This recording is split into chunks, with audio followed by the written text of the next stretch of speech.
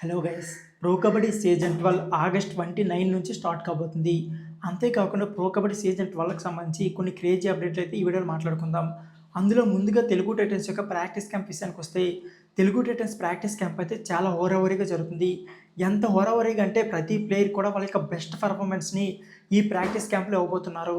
So వాటి గురించి మాట్లాడుకుందాం. దానికంటే ముందు ప్రో కబడ్డీ సంబంధించి ఏ చిన్న అప్డేట్ అయినా సరే నాన్ స్టాప్గా మన ఛానల్లో వీడియోస్ వస్తూనే ఉంటాయి. సో వీడియోస్ మిస్ కాకుండా ఉండాలనుకుంటే మాత్రం ఖచ్చితంగా మన ఎల్ఫై కబడ్డీ ఛానల్ అయితే సబ్స్క్రైబ్ చేయడం మర్చిపోకండి. అంతేకాకుండా తెలుగు టైటన్స్ టీంలో మీ ఫేవరెట్ ప్లేయర్ ఎవరో కామెంట్ బాక్స్లో కామెంట్ చేయండి. ఇక లేట్ చేయకుండా వీడియో అనేది స్టార్ట్ చేసేద్దాం. ముందుగా తెలుగు టైటన్స్ యొక్క ప్రాక్టీస్ క్యాంప్ విషయానికి వస్తే ప్రతి ప్లేయర్ కూడా వారి యొక్క బెస్ట్ని అయితే ఇస్తున్నారు. ఎందుకంటే ప్రతి ఒక్కరు కూడా మ్యాట్పై కనిపించాలని ఖచ్చితంగా వాళ్ళకైతే ఉంటుంది.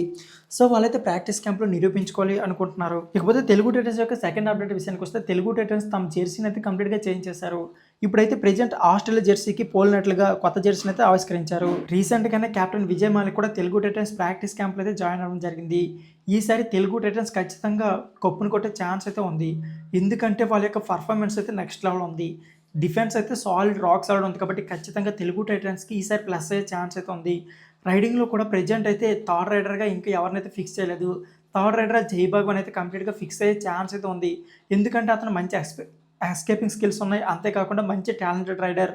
కాబట్టి ఖచ్చితంగా జై భగవాన్కి ఛాన్స్ అయితే గట్టిగా కనిపిస్తున్నాయి. సో ఫ్రెండ్స్, ఇదే వీడియో నచ్చితే please like, share and subscribe my channel. Thank you for watching.